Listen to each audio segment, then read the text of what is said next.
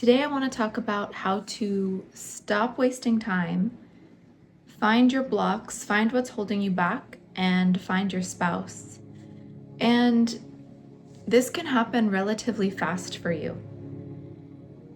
It gives me a lot of anxiety, and it gives a lot of my girlfriends a lot of anxiety to think that in order to find the one, they have to become someone's girlfriend and date them for many years.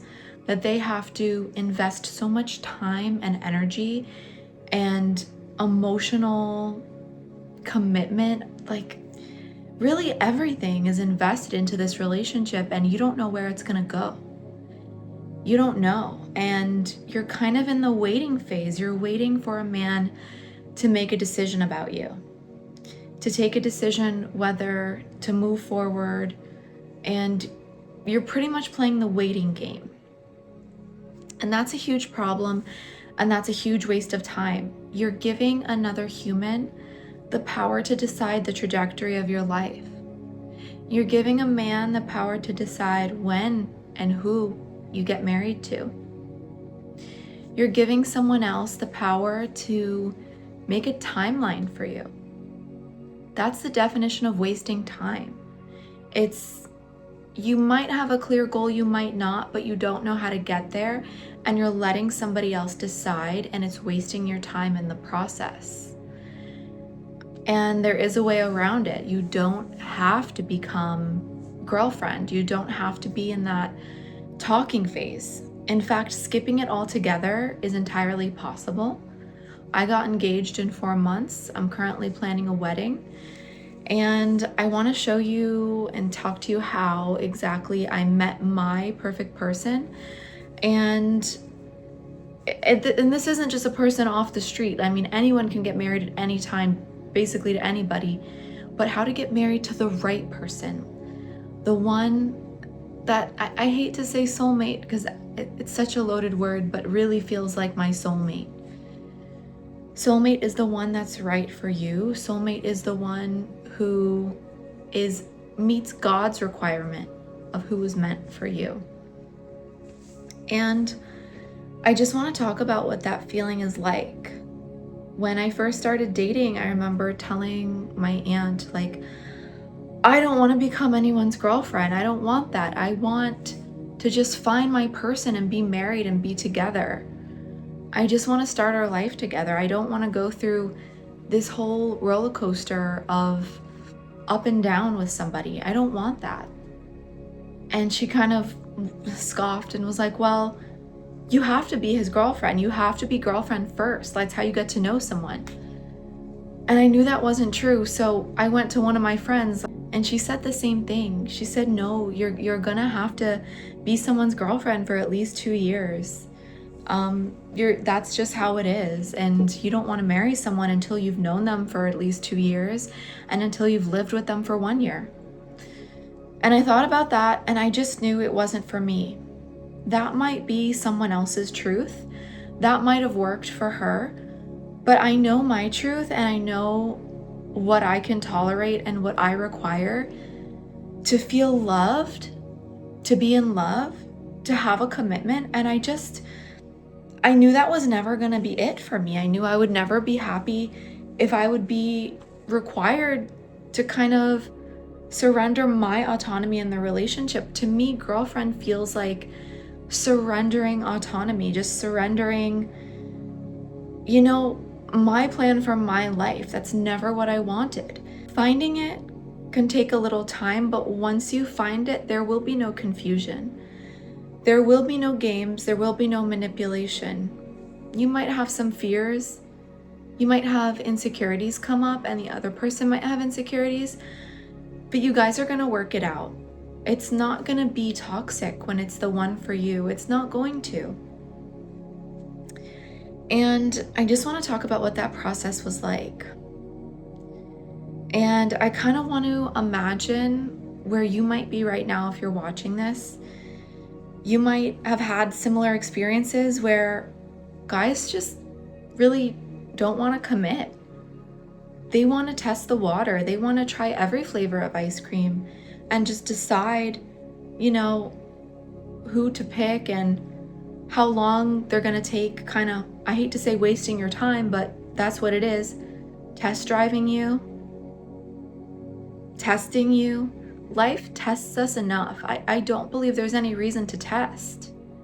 Life will test. And if there's been no test, keep going. Like, life will present the obstacles, and then you just have to observe how they manage the obstacles and how you manage the obstacles, and how, both people are working together. And that truly is the test. You don't want to be in this girlfriend boyfriend situation. That's really the recipe of time wasting. So I just want to explain a few things to you about that, because I know I'm not the only one who struggled with this. I decided I'm not gonna date the way everyone else dates. I'm not gonna do that. I'm not gonna become someone's girlfriend.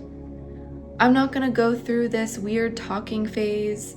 I'm not gonna go through, what I see a lot of women really dying over heartbreak because they spend, a few nights with someone, they go on vacation, they get wooed by a fancy vacation and end up in a situationship or a fling that doesn't last.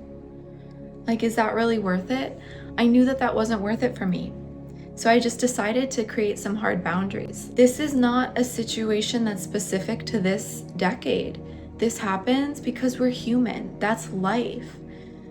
If people have the chance to take a taste and test, they will take that chance. And the only way around it is if you're the one who sets hard boundaries, if you're the one that knows what you want. So the first thing I would do is get really clear. Do you really want marriage? Do you really want it? What would that look like? What would you spend your day doing? Do you feel ready? Do you feel like you need to lose a few pounds first? Do you feel like something's holding you back? Because I promise you, the right one is not going to care. The right one is not going to care. I've heard women that want to find the one, but until they find the one, they're going to date this one and that one, and they're going to have a sugar daddy, and they're going to have a guy who takes them out to eat, and a guy that drives them around in the Porsche, and the guy that takes them on vacation. And that sounds fun. That sounds fun. It's what you see on Instagram. It's what you see on TikTok. That's not going to get you married. The more time you waste with the wrong one is more time postponed. It's time you don't spend meeting the one. And you don't meet the one every single day. It's chance. So if you're caught up with this guy, Richard, this guy, John, this guy, Dick, Harry, how the saying goes, every Tom, Dick, and Harry, when are you going to prioritize finding the one? Because that takes stillness. That takes patience. That takes you to sit alone with yourself, to really look inside, to really figure out, what do I need to do to stop sabotaging? Or if I'm not sabotaging, what do I need to do to put myself in a position where I become the one I want to marry? What does that look like? For me, my biggest struggle was time management. And it seems silly. It seems like, why would that stop you from getting married? It reflected every aspect of my life. I couldn't be on time. I couldn't wake up on time. I couldn't get anything done. I couldn't go through a checklist of what I needed. I couldn't hold myself accountable, and I lost faith in myself for a while. I felt ashamed. I felt really ashamed. I was sleeping all day. But you know what? That's what happens when, you have an online flexible schedule. So I just decided to change that. I decided I was going to schedule classes, groups, meetups, hangouts, in addition to building my passion, get my education, shoot for the highest degree I can get, apply everywhere. And I forced myself to manage my time. And I'm not kidding you, within 2 months of doing that, I met the one. And it looks different for everybody. I don't want to say, if you do XYZ, you'll get this result. It's going to be different for everybody. So what is it for you? And you'll know what it is if you spend some peace and quiet. There's a saying, one of my Turkish friends always says this. She says her dad would always tell her, Sit where you stand. If you want to figure something out, sit where you stand. If you want to meet someone, sit where you stand. If you want to get something done, sit where you stand. Meaning where you are right now, you need to have peace with it. You need to calm down, breathe, look within, and see what's in front of you. What do you have to work with? What are your tools? What are your limitations? What's your intention? Let's start with that. What's your intention? Some people don't even know that because they've, spent too long filling every moment with distractions. And you can't quantum leap. You can't get anything done fast if you have distractions. Quantum leap just means you wipe away distractions. So set your intention now. Is it to get married? Is it to get engaged? I know it was for me. And once you have that, what are you working with here? What tools do you have? Okay, I have these classes I'm taking, I have the gym, I have online dating. Those are some physical tools. Now, what are some internal tools? Can I manage conflict? Can I time manage? Do I feel confident? Am I doing things that help me to feel confident in myself and my abilities? Do I trust myself? Am I able to advocate for my needs? That's a tool in relationships. Am I able to ask for what I want without being weird about it, without being scared of the reaction? Do I feel strong enough to walk away if something feels like abuse? Do I feel strong enough to ask for help from my family and trusted friends if I need help, if I don't know where something is going? Those are tools. Okay? Next, limitations. What are my limitations here? Where am I getting stuck? Am I too nice? Am I a nice girl? Are you saying yes to be someone's girlfriend just because you feel scared of saying no? Are you saying yes to going on a next date with someone even though you know you don't like them? You need to look at those limitations. Or maybe it's physical location. Are you in an area where things are bad? You don't have a good audience in front of you. You might be in a city where, most people are married. Most people have families. It's a small town. Or maybe it's a big city, but there's a big, culture. I know I've been to cities before where I felt like it was Boys Town. If you know what Boys Town means, you know what I'm talking about. It was Boys Town. It wasn't a place to date. So you have to look at those limitations. In most cases, I don't recommend that you move unless you have some pretty damning scenarios that prevents you from getting married. I know when I lived in a certain city, I lived there for 2 years, I knew I wasn't going to get married in that city. I knew it. It was the wrong audience, the wrong scene, the wrong economy, the wrong culture. It wasn't a vibe. We didn't mesh. I had to part with that city. I had to leave. And perfect timing, I had family that needed my help. And now I'm back with family. I'm engaged. I got engaged literally less than a year of coming back. So you kind of have to understand all those 3 things. You have to understand, really look within, where are you going wrong? And is your mindset a limitation? Do you believe you're not worthy of love? And if you believe you're not worthy of love, you need to write that down. Write down on one side of your notebook why you believe that. Maybe because in the past people didn't treat you right. Maybe it's because you don't feel you meet the beauty standard. Maybe it's because people lied to you too much in the past, so now you think everyone is like that. And then on the next side of the page, I need you to write why that's not true. I need you to search for evidence of why that isn't the case. That's called cognitive behavioral therapy, and there's a lot of tutorials on YouTube, and I had to do that a lot when I was looking within of addressing the elephant in the room. Why am I single? Why am I not married yet? And that hurts. That hurts a lot, and it hurts even more to go through the horrible reasons of why I believed I was single and why I believed I was going to be single for life.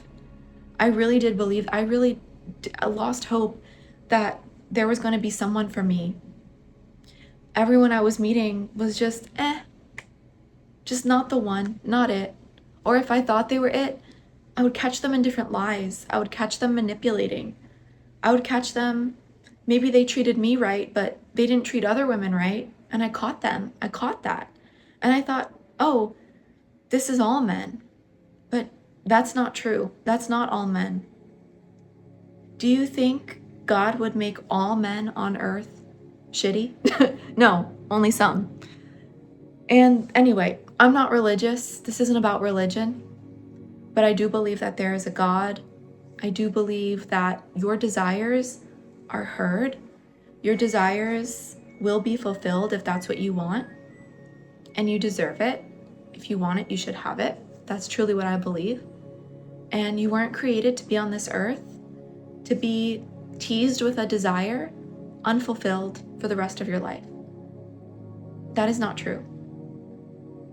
It is written for everybody that you will find your spouse, you will find the one, and you will find the one that meets God's criteria of who you should be with. And that's exactly what I was writing in my notebook when I was like, nobody is it. I'm not interested. And when I am interested, like they're a liar, you know? So write down why that's not true. Write down why that's false evidence. Really pretend to be an investigator. And I kept saying, when I didn't have an answer, I just kept writing, I love and respect myself enough to know that that is not true. And eventually in my life, I started to see evidence of it. I started to see evidence of it when I went to go get my oil changed and my air conditioning was fixed. And the guy just was like, I'll do it for free. I'm already in the car, no problem. You know? That's a man who's taking responsibility and not lying and treating me right. I saw evidence of it when I went to the dentist and I got work done on my teeth and the man was honest. Okay, he could have lied. He was honest. I might not have seen it in my dating life yet, but I saw it from the people around me. I saw it from my uncles, from my dad, really going out of their way when it was no benefit to them. They just went out of their way for people in the neighborhood, people in my family. So I knew it existed. I saw it all around me. And I said, you know what? I love and respect myself enough to know that this will happen for me. And I want you to say that to yourself as well. Keep writing it down. I know it's scary to see the words written on paper. I know it hurts. But this is one of the things you need to push through and face. This is the elephant in the room you need to address in order to really get what you want. And not to settle. Settling is when you just take what's in front of you by default. Like, I guess this is here. Okay, I'll take that. Okay, well, he kind of lies, you know. He makes me pay half. He ignores me on the weekend, but it's what I have. I'll take it. No, that's settling. Do not settle in that way. That's what's settling. Do not settle in that way. When you're dating the right way for marriage, it looks a little different than how most people date. Okay? In the first video I made, I told you guys to write down a list of boundaries, write down a list of what you want to see, write down a list of your non-negotiables. And I'm gonna make a separate video on this soon to really go over in detail, but basically you can ask for minimum 3 things, maximum 5. And for a reason, so just bear with me. Get really clear on what you want. You cannot ask for money. You cannot ask for physical attributes like looks. And this is because the universe, God, your guardian angels, they don't operate with human morality. They don't operate with human concept the way that we do. They operate through your highest intention. So you need to get really clear, really clear on what you want through highest intention. So for example, I wrote something along the lines of, We are crazy attracted to each other. I feel supported. He wants to support a family. He's family oriented. He is so adventurous and loving towards me. We both love the idea of a family. Okay, so that's basically sending the message that he's going to be a mature, stable, kind-hearted guy. I also wrote, he is to God's standard. He is a high standard man. High integrity man. And my fiance now is more than what I asked for. I basically asked for the 5 basic things that I know I need to feel loved and to have a lifelong relationship. I didn't ask for what I think will make me happy, because I decided to already be happy. I had a huge turmoil 2 months before I met my fiance. Huge turmoil. I had 3 people in my family pass away. That was hard.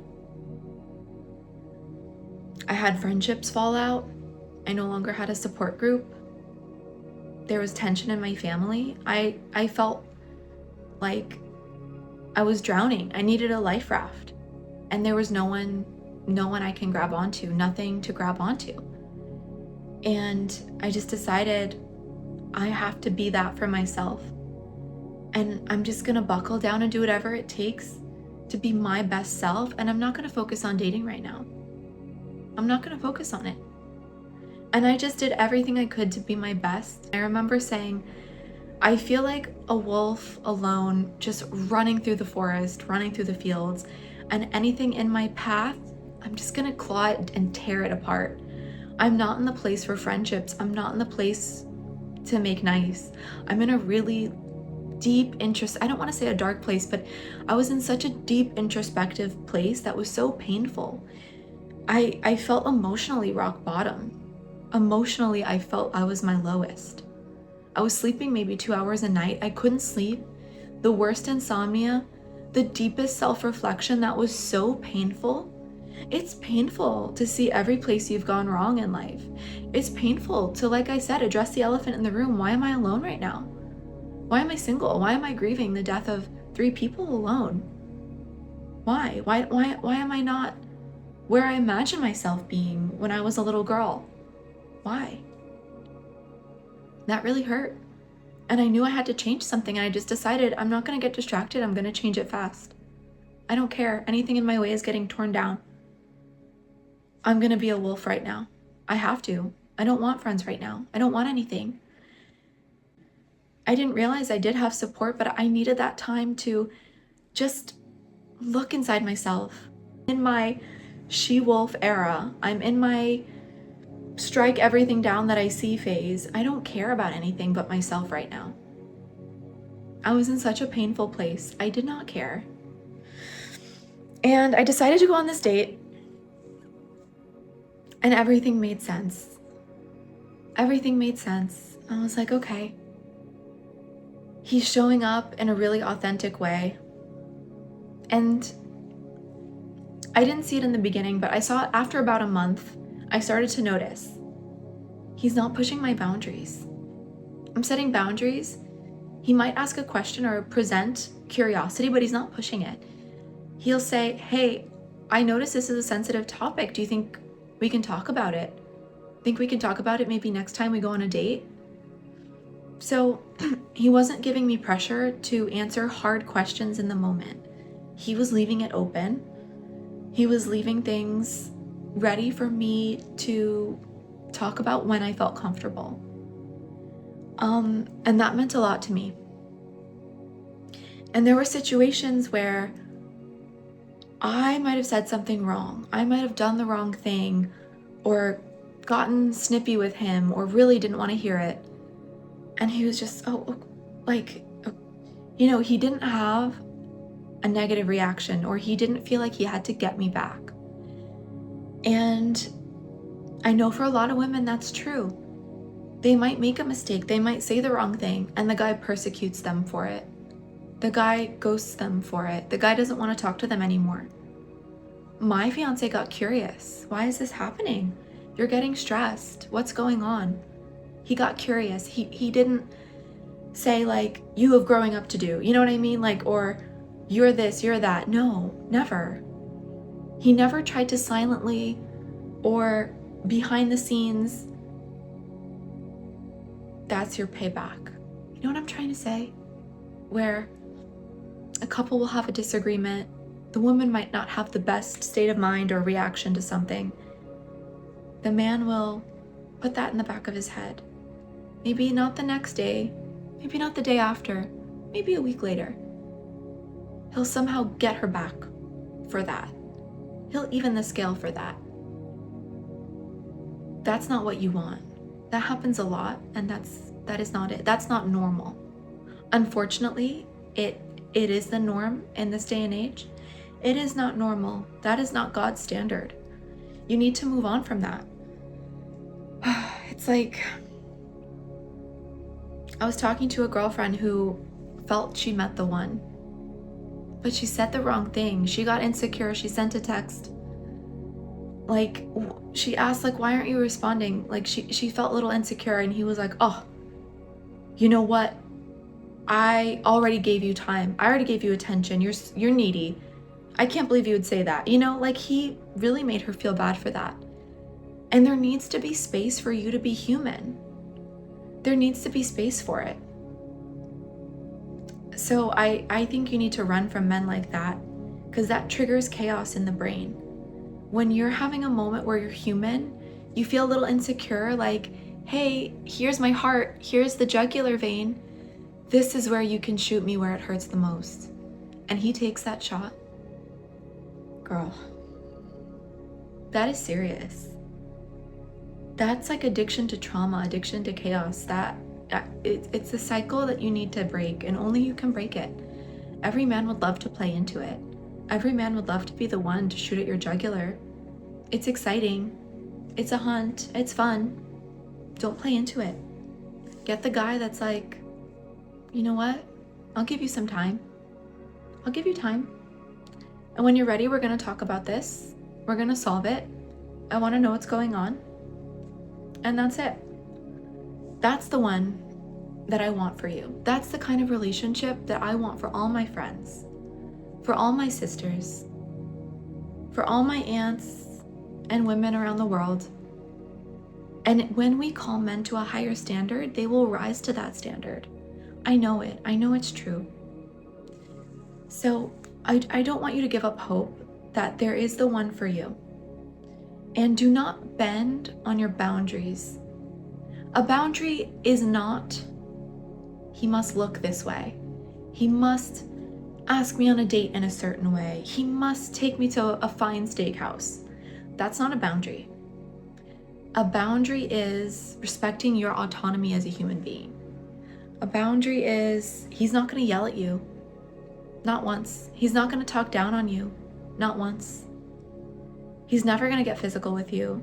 He's never going to assume the worst in you and treat you badly because he believes that you made a mistake. Okay?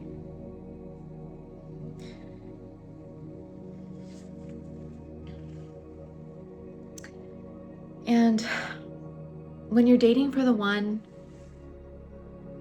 don't get caught up in the Instagram bullshit. Do not get caught up in that. Don't get caught up in the TikTok dating gurus who are not even married. Don't take advice from those women. Single women keep women single. Unfortunately, that's true most of the time. It's not on purpose. It's because there's a lot of pain. It's because, like me, like probably 99% of other women, there's been a lot of lies. There's been a lot of promises not fulfilled. There's been a lot of fake hope. There's been a lot of narcissism. So what do you expect? It's painful. And this is a coping mechanism to get online and to preach how bad men are. That's a coping mechanism. Don't fall for it, because that's not going to be your reality. Because you're going to date differently. You're going to be clear on your boundaries, and you're going to be the one to uphold it. You're going to be the one. You have your back no matter what. Don't worry. You don't have to worry. You don't have to go to a date like, you better not XYZ. I don't tolerate this. I don't tolerate that. We're not sleeping until 90 days. No, like that's not a boundary. That's not how you're going to show up. Boundaries are internal. They're held within. When you hold boundaries within, it's louder than when you just say it. For example, a guy kept pushing for a first kiss on a first date. Kept pushing, kept pushing. I went home. I never talked to him again. He sent me a message, "I can't believe you would ghost me." Yeah. Duh. That's a boundary. And he didn't get a second chance. When boundaries are crossed like that, you don't get a second chance. Okay, that's a real boundary. And you don't explain it. You don't say, "Well, I didn't like when you put your hand on my leg. I didn't like when you did that. I didn't like when you drove 120 miles an hour." No. Just, you're in your full right to disappear and mind your own life. You're in your full right. And I'm getting a little sidetracked here just because I felt I needed to share that. I'm getting really distracted with the point. The point is exactly what you need to do to date so you can quickly move to engagement. And why would you quickly want to move to engagement? Because it's what you want, because you know how to vet a healthy guy and not waste time. Because who wants to waste time in boyfriend-girlfriend is just giving more opportunity to trigger the shit out of each other and break up. And that's like another story on your bulletin. That's another story of why men aren't trustworthy. And that keeps you scarred. That keeps you hurt.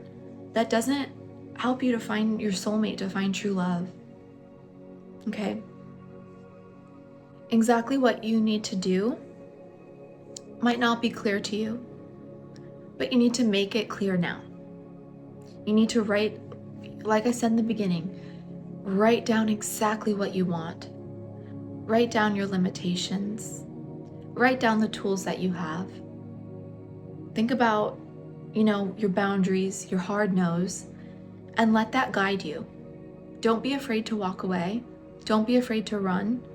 Allow that to be the guiding factor that helps you to find the one.